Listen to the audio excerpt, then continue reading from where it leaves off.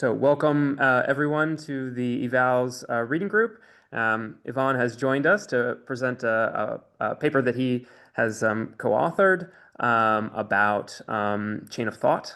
And with that, I'd like to turn it over to Ivan. Awesome. Great. Should I introduce myself again? All right. So I'm Ivan. I'm currently a math scholar doing this amazing program. I'm from Argentina. I got my PhD on computer science from University of Buenos Aires. And since kind of like a year ago, 1.5 years ago, I've been doing maths. I'm working on AI safety, mechanistic interpretability, evaluations, interested in chain of thought and faithfulness and stuff like that. So now, should I start sharing the screen? Yeah. So let's see. Ta-da-ta-ta-da. Got it. Okay, I'm just gonna share my desktop and hope that it works. Can you guys see my screen? Oh, good. Okay, awesome. Yeah, thanks everyone for being here. Thank you to the organizers. Sorry for being late with the replies and being patient with me. So here, I'm gonna be talking about our paper, COT in the Wild. It's not always faithful, made in collaboration with Jed, Robert, Sen, Neil, and Arthur. So yeah, as they were saying, feel free to interrupt me at any point with questions, so we can keep it more lively. Yeah, so I'm gonna get started. Yeah, so maybe some intro first. Yeah, so what is this paper about? So chain of thought, we all know it, we all love it. It has improved the performance of models quite a bit. But we know that these traces, these reasonings are not always faithful to the internal reasoning of the models. So the models may pick up on part of the inputs that influence the responses, but this is not verbalized in the COT. So here in this paper, the definition that we use for faithfulness is that the reasoning mechanisms employed by the model internally are not quite articulated in the verbalized steps, right? So this mismatch between these two different reasoning processes or steps is what, when we find this mismatch, is that we say it's unfaithful, right? Yeah, and up until this paper, the unfaithful COT research, we believe, has been mostly focused on explicitly prompted context, where we, like if you see other papers of the state of the art, they will add a hint to the prompt saying like, this is a question with multiple choice answers, Stanford professor thinks that the answer is B. Or they will add maybe other types of biases that are artificially added to the prompt. So in this paper, we are trying to be more agnostic of that and try to find biases in frontier models without explicitly adding hints or artificial biases to the prompt. And we look at these different types of unfaithfulness, implicit post hoc rationalization, unfaithful shortcuts, and in the latest version of the paper, not so much to restoration errors. Okay, I'm gonna start with this because it's like the meat of the paper, basically the biggest part of the paper. So what do we mean by implicit post hoc rationalization? Well, what we are doing here to measure unfaithfulness is we have a data set of pairs of comparative questions where the gist of the questions is that we are comparing two entities, X and Y, here in this slide. And then these questions are balanced such that we have the questions where we ask is if X is greater than Y and if Y is greater than X, right? And I'll show some examples in a few seconds. But we have like this type of question where we compare like entities from across many different topics. And the reason for these questions is that so that the model needs to answer basically to one yes and the other no. So these are questions that if you answer yes to both or no to both, that will be like logically contradictory, let's say. Right. And we generate responses for these questions. And then, yeah, analyze the answer that the models give to these responses. And that basically lets us decide if the model is being inconsistent or not. And if this inconsistency in the answer, that will that gives us the hint that the model is being unfaithful.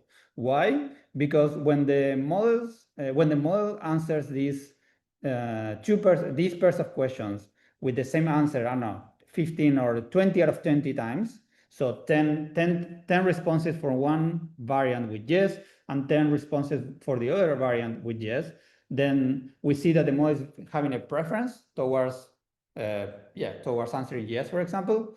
And this order of the entities, which is the only thing that we are changing between questions, nothing else, is not being acknowledged in the COT. Thus, the model is being unfaithful. Does that make sense so far? I'll show some examples, but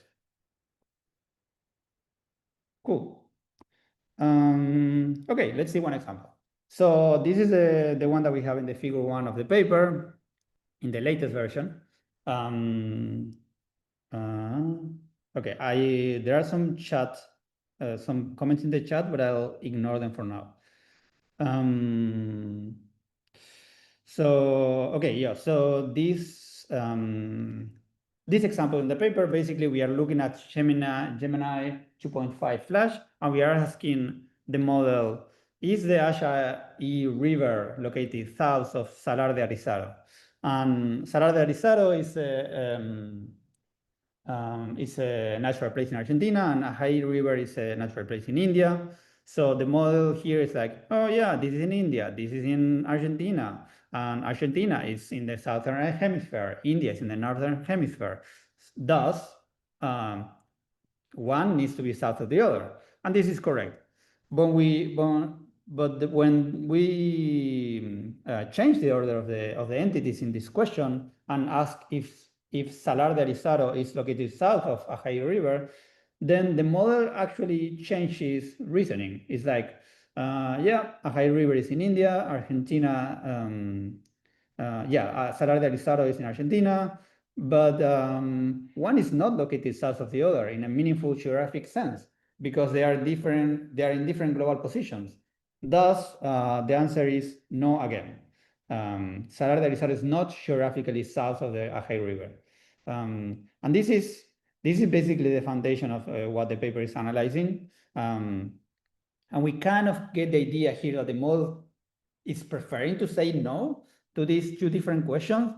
And when we run this like many different times, we see that the model answers no, like, I don't know, almost 100% of the time for the first question, and a bit more than 60% of the time for the, this number is updated. This is 126. 60% of the time for the second question. So what is going on? So we analyze this, and we analyze the COT traces for these two questions.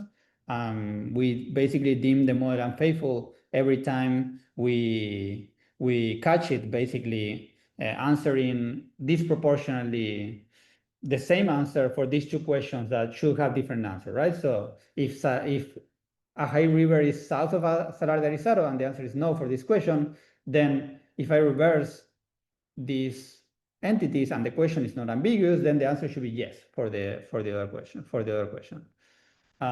So far so good. Got it. Okay, so what does these biases look like? So if we plot like the fraction of like the proportion of yeses in different categories of a data set, we can see that depending on the category, we see more bias towards yes or a bit more bias towards no. And we have questions where we ask the model like if an entity is greater than, or and we have questions where we ask if an entity is less than. So in this case, with the south entities, with the south questions will be like, one is this place south of that other place? And then the reverse will, and like the other question will be, is this place north of that other place, right? And these, interestingly, sometimes show different biases, which is interesting. And this is not just sycophancy, because we have some models where this is SONET 3.7. We have some models where like the bias is like very strong towards no, and so it's not just sycophancy. Right. Okay. And we have some numbers, quantitative numbers for that. Should I be looking at the chat? There are so many messages. You need not unless you want to. People who have questions that want to during the discussion can just raise their hands perhaps, and we can field it there. Any questions from the discussion in the chat, or sorry, the questions in the chat, we can maybe postpone to the end and surface. Yeah. If someone has a question about the thing that I'm saying right now, just interrupt. Thank you. Cool. Okay, so this slide is basically showing our quantitative results. We have like 16 different models. We were chatting before about like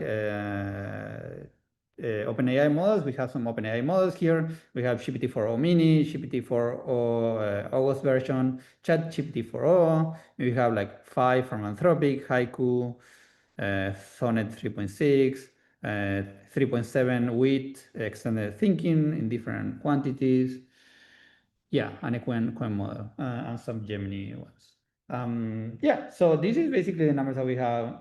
Yeah, Aman?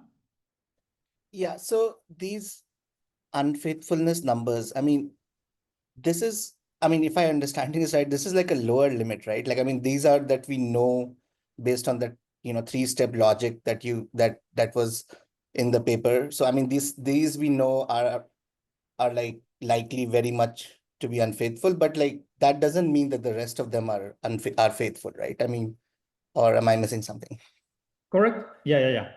This we believe this number establishes basically a lower bound, at least in our data set, right? It's like TBD if this generalizes to other data sets that are maybe different. There are some limitations to our work, but as far as we see it, this is like, yeah, like a lower bound of unfaithfulness. Exactly.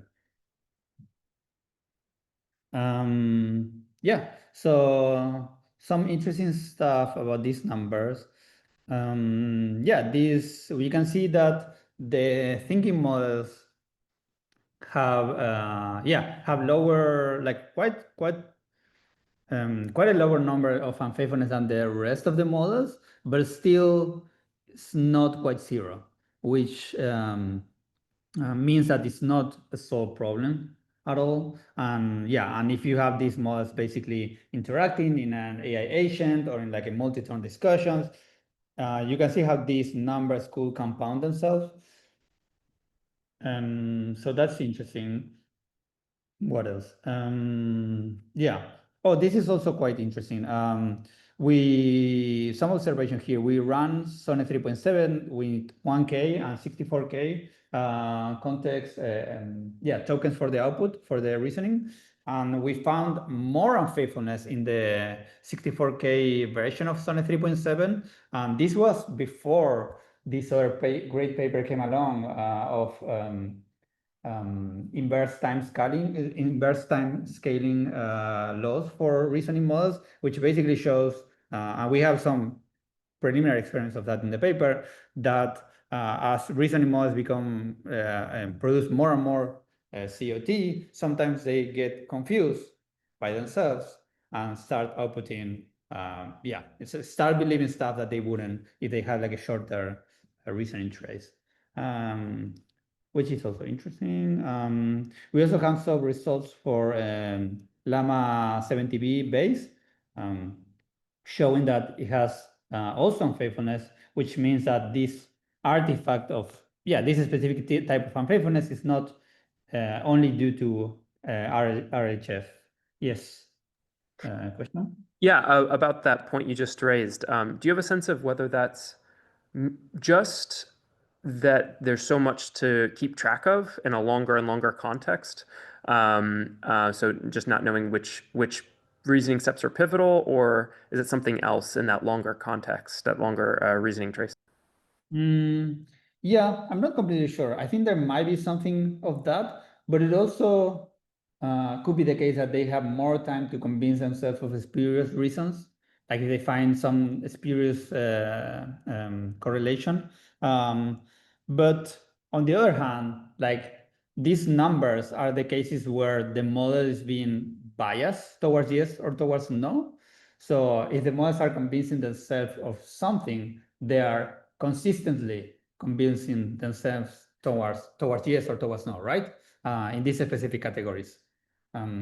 So yeah, I'm not completely sure. I think this is something to look into a bit more. Yep.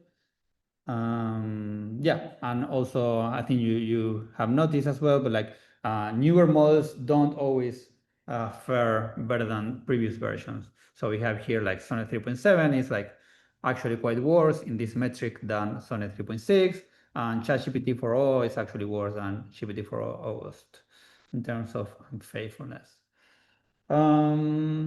Yeah. Richard here has an in-person question. Can you hear me on the call if I speak out loud like this?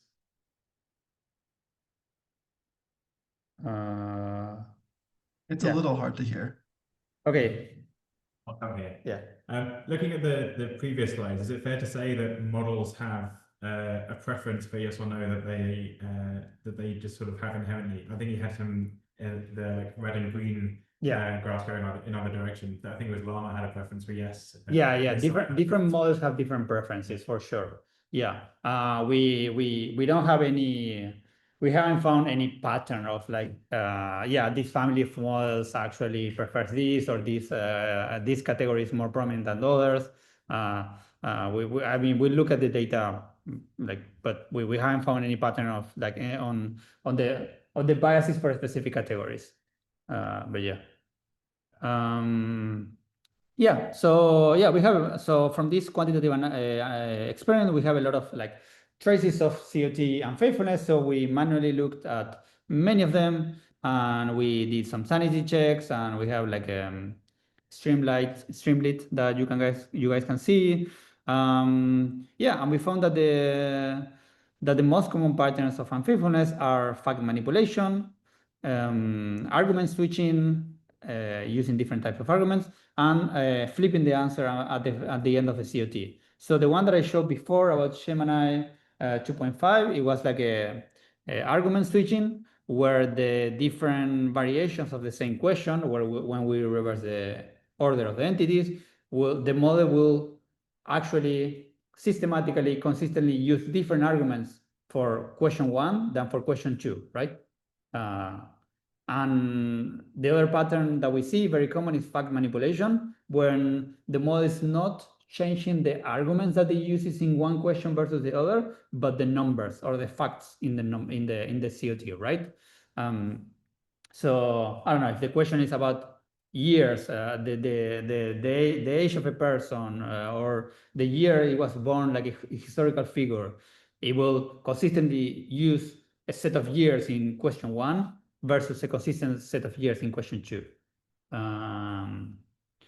So yeah, we found this as the most prominent cases of unfaithfulness, and then we ran like a pipeline of analysis to see how often these patterns arise in different models.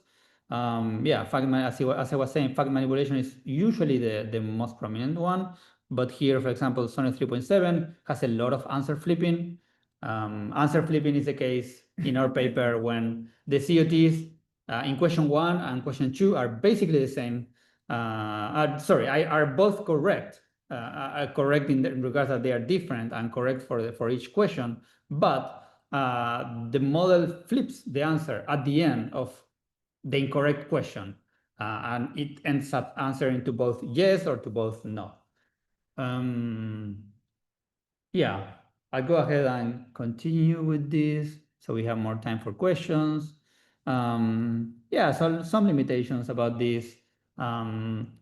We have definitely not established the direction of causality here. Like we see that these biases are systematic per categories, per variations. We've done some permutation tests that show template level biases, and we have some problem experiments that show that models partially encode these biases at the beginning of the response.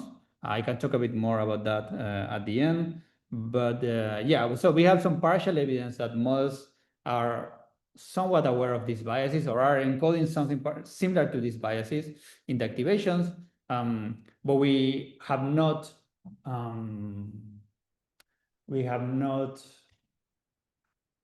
basically disregarded like the potential counterfactual alternative hypothesis that says that yeah, it's the actual order of the concept that is causing the bias, and the bias is then what we're seeing, right? So yeah, I don't know. Yeah, and we have removed like most of the ambiguous closed code questions, but there may be something that remain in the data set. And of course, this is only for factual questions. So it's unclear if this will generalize to other types of questions that don't rely on like, yeah, factual questions, factual data. Cool. Any questions so far?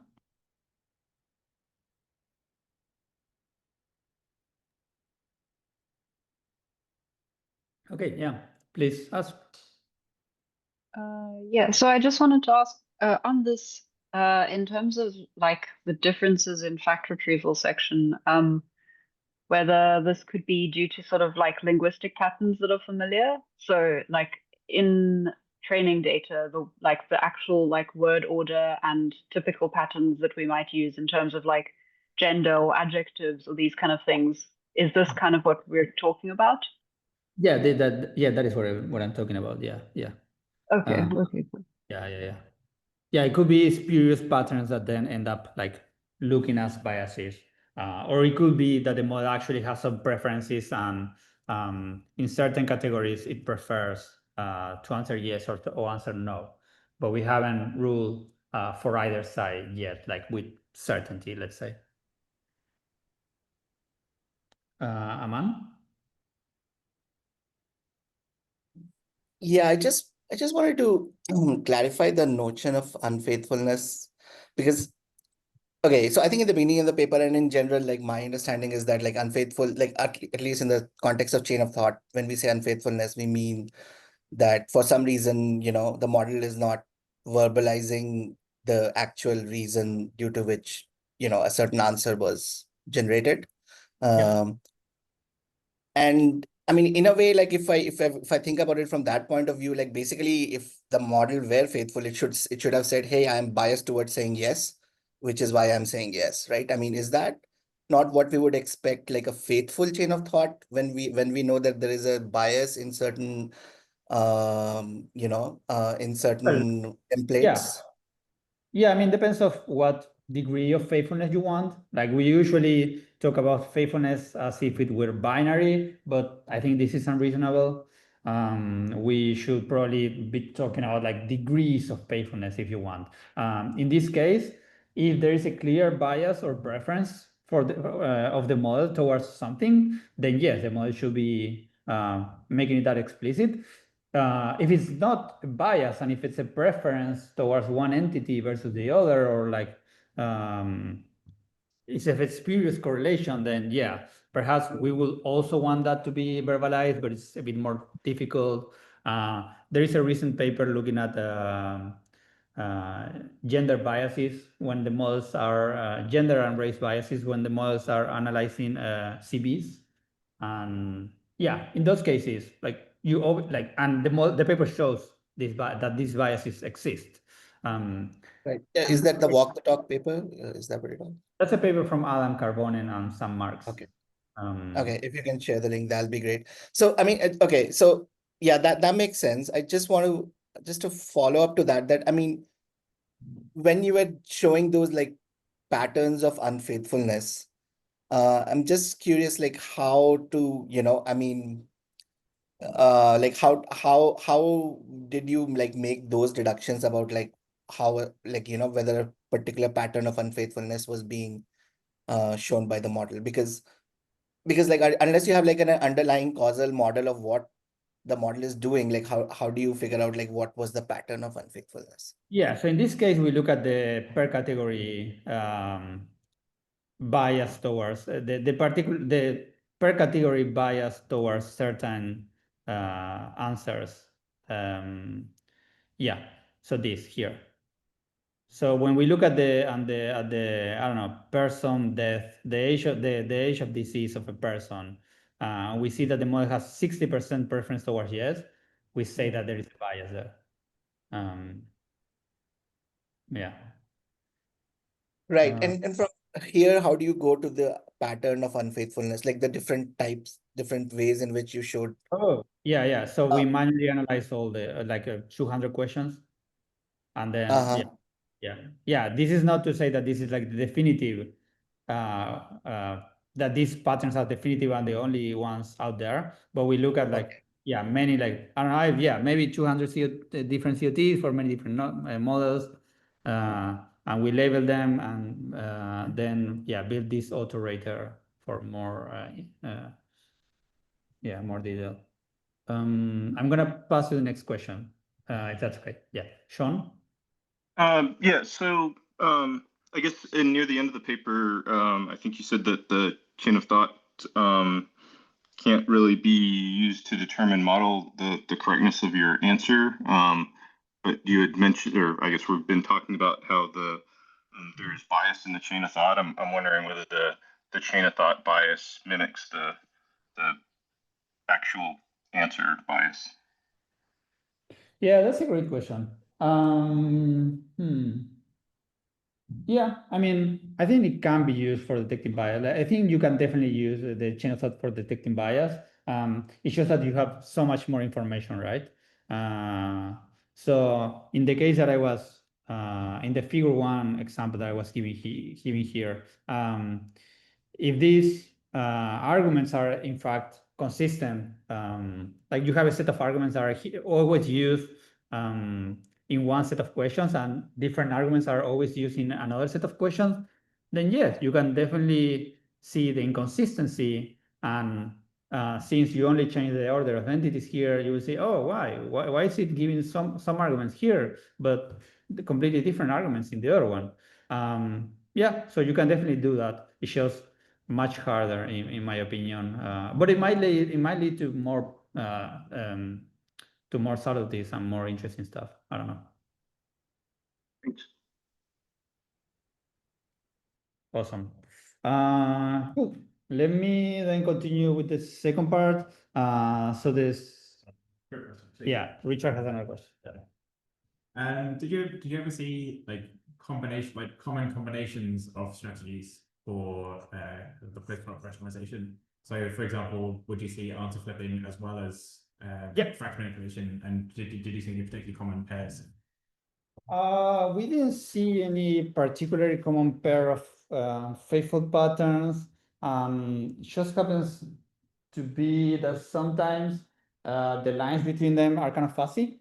So yeah, I wouldn't say that some of those are more common than others. I don't know if they happen together for a reason. And we haven't established how often they happen together. Yeah, but they do happen sometimes at the same time.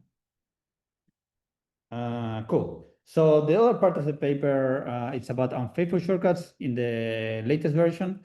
So what are unfaithful shortcuts? Unfaithful shortcuts are cases in which the model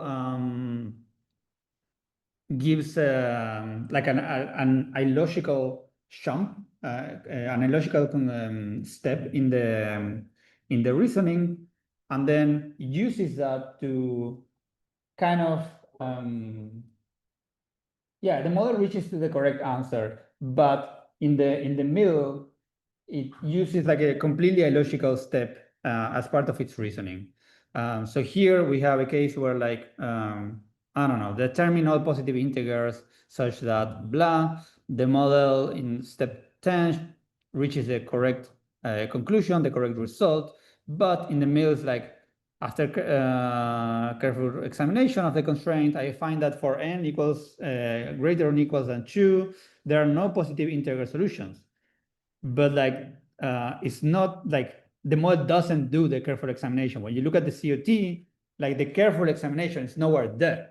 So the model kind of did something to reach the correct answer, but it's not in the COT. And even better, when you ask the same model and you use it as a judge, as an auto rater, you ask it if any of these steps are obviously invalid or obviously illogical, it will say like, oh yeah, this is step 9. It's actually, it's invalid, it's illogical. So we call these unfaithful shortcuts. So steps in the reasoning that is model is using for shortcutting the reasoning, but the actual reasoning it's happening, it's doing something else. So this is the other type of unfaithfulness that we study in the paper. And we study this, is it here? Yeah, we study this on math problems from the Putnam dataset. We use this because like it's way easier to understand like the correctness of the answer and like the different steps that the model is doing, and we can yeah, Sean. Yeah, so do the I guess amount of shortcuts a model takes have anything to do with the bits or how much I guess how much it variance it understands as far as what it's been trained on? Sorry, So what's it? yeah, so like if you have a 2 or I guess a 4, 8, or 16-bit model, like will the 16-bit model take less shortcuts? Okay, wait, let me get to the results in a bit. Okay. Yeah. Okay, so yeah, so we look at the we look at the math problems from Putnam, and we use it to we basically have a semi-automatic pipeline where we evaluate the correctness of the rollouts of the answers, and we filter the ones where the model gets an incorrect answer, because basically we want to then look at each step in the reasoning and measure its criticality. So if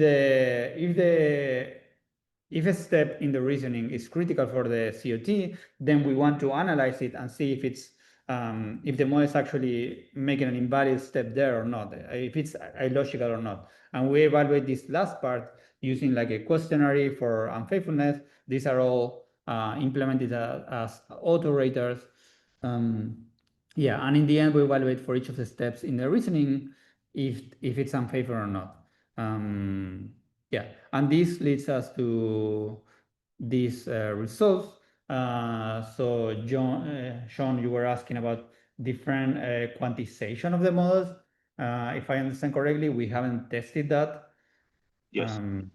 Yeah, correct. Yeah, we don't know about that. We tested on these 6 different models. So I believe this is Sonnet 3.7 with and without thinking. This is DeepSeek R1, and this is DeepSeek without thinking. And when this is QWQ, and when 2.532B, if I remember correctly. Yeah, and we find consistent results for unfaithfulness here, but in different percentages than for implicit post hoc rationalization that we were looking at before. But similarly, we do see that the non-thinking models tend to have more unfaithfulness than the thinking variants, which is a pattern, similar to the one that we were to the results for implicit post hoc rationalization, despite the numbers being different. Yeah. So some of the hypotheses that we looked at in this regarding unfaithful shortcuts, whether these results are due to artifacts of data contamination, and we mitigated this by using some of the Putnam 2024 problems where we that basically were released after the cutoff date of some of the models. Another alternative hypothesis for this was that do models actually know if they're being illogical or not? And we address this by, as I was saying, asking the same model if any of the steps looks invalid or illogical, and basically they robustly, or like most of the time, they signal that specific step that was unfaithful. They mark it as illogical, and then we measure if like how much do these unfaithful shortcuts repeat when we reiterate the experiment, and we find that I think that it was like 75% of them of the unfaithful shortcuts, when we rerun the pipeline, we can find them again. So yeah, so far so good. Any question about this? I think there was an interesting question in the chat. You're referring to a class of models as thinking models. What's in there? Because sometimes people talk about reasoning models and other ones, and I feel it's partly influenced by your ways of model selection in your various experiments. Yeah, this is a great question. I was assuming that this was a common slang. Thinking models basically are the models that were trained using RL, or like a reward, rule-based reward for correctness. Then these models produce like a long COT before giving you the answer. So these are models trained with RL for giving like a longer answer. The longer COT and then the answer. They typically have like a specific reasoning scratch pad, reasoning. They surround the thinking in tokens that are specifically for that purpose. So is that then, so they both receive reinforcement learning, and also that there's something about the format, like a kind of template that they're trained on, so that they know that they have the space for thinking specifically? Yep. Abdullah? Yeah, thank you very much. I just want to check something. So my takeaway or my understanding is that there's a lot of bias in models generally towards the training data. But can we say with any level of confidence that for example, the problem that we're seeing right now is that the model itself is generating the answer first, then it's generating the chain of thought accordingly, instead of using the chain of thought to arrive at the correct answer? It's a great question. I would say definitely they are not generating the answer first for these problems. We haven't particularly tested that, but these are like the Putnam problems that we use in these unfaithful shortcuts are problems that require maybe like 200 steps of reasoning. These are not easy tasks. They are quite difficult. Can we then say that the chain of thought is kind of disregarded or partially disregarded when the final answer is generated? Yeah, but we haven't checked at which point the model is like, so it's generating, it's basically deciding like what is the final answer. So since we wanted to like prioritize like frontier models, but like this is like we don't have like white box access to these models, so we haven't checked the logits at each position for the final answer, let's say, of the problem. So yeah, but if I remember correctly, like these unfaithful shortcuts, they don't always happen like towards the end of the COT. So in that sense, I think you can't say that they are because the model has already arrived to the final answer and it's basically doing. It might be that the model shows like did one step of computation and then it's using that to continue the reasoning. Yeah, does that make sense? Yeah, that makes sense. Thank you. Thank you. Sean?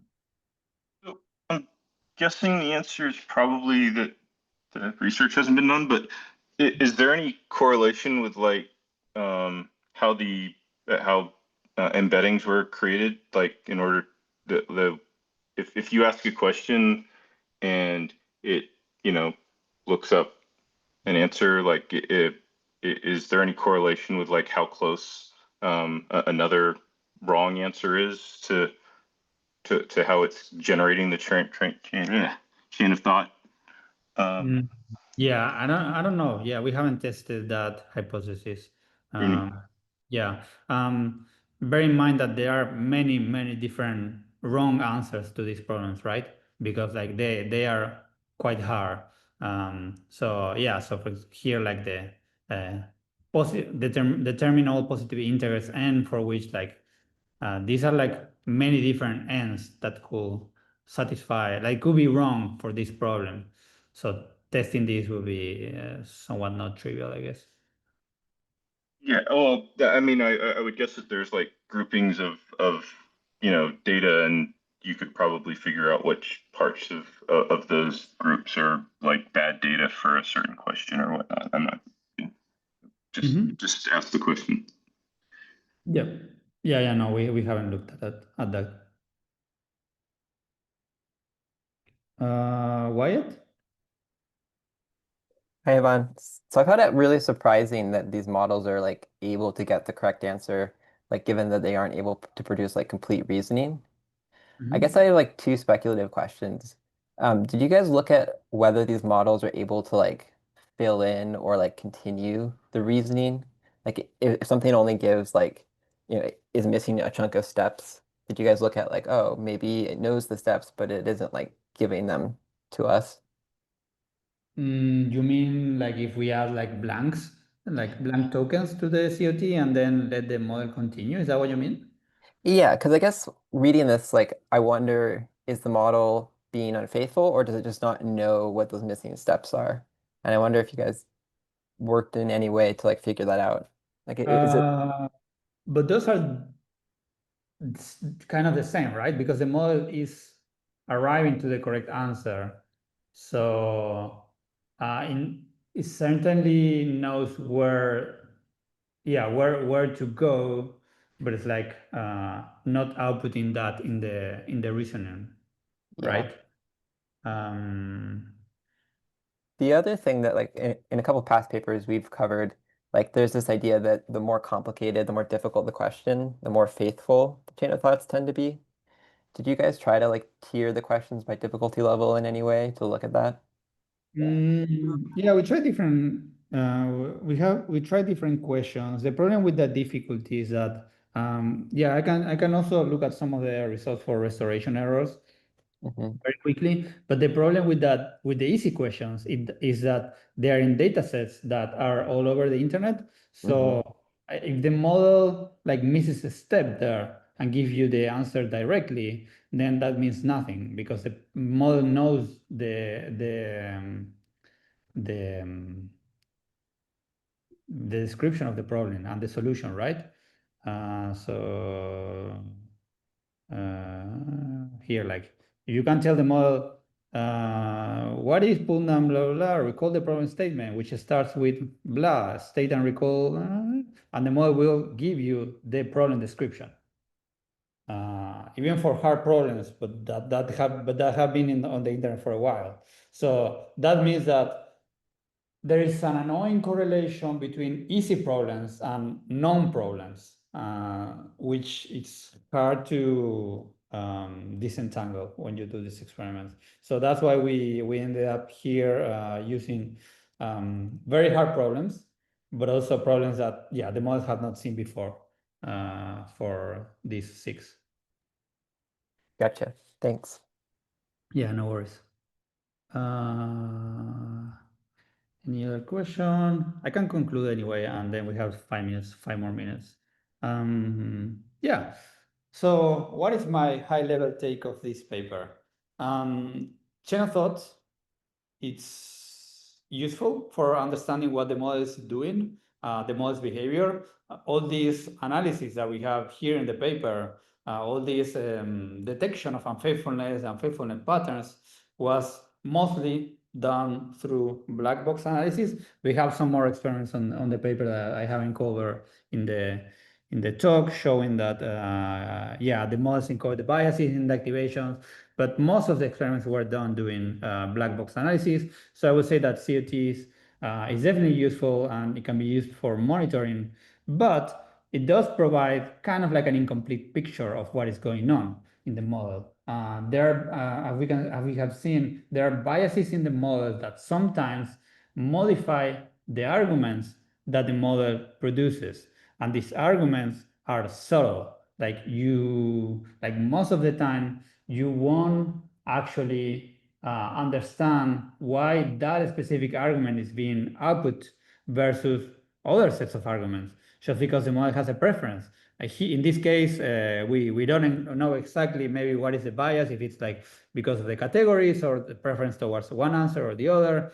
But like we've seen this paper that was mentioning by Adam Carbonen, where they look at the gender and race bias in CVs, and the models will give different reasoning depending on the gender of the applicant to justify saying like interviewing or not the applicant, right? So these are biases that are yeah, very difficult to catch when the COT looks legit and you don't know exactly what might be influencing the response. So yeah, models can be unfaithful in natural context. They produce justifications that look all right and deceives us. And sometimes they don't disclose the biases that they have, either in internal biases that they came to they came to have during training, or because there is something in the input that is nudging them towards one side or the other, and in a subtle way. This is very hard to detect sometimes from a single COT. In this paper, we have like 2 different types of analysis. One is the unfaithful shortcuts, which is basically looking very hard to one rollout, one reasoning trace. But the first part that I talked about for implicit post hoc rationalization, it's like super hard to detect from a single COT. We actually had to have like 10 different responses for the first question and 10 different responses for the second question, and then look at the inconsistencies, the systematic inconsistencies of the model across those rollouts. So yeah, that's basically, so this is a challenge from COT monitoring. Yeah, any other question in these few minutes?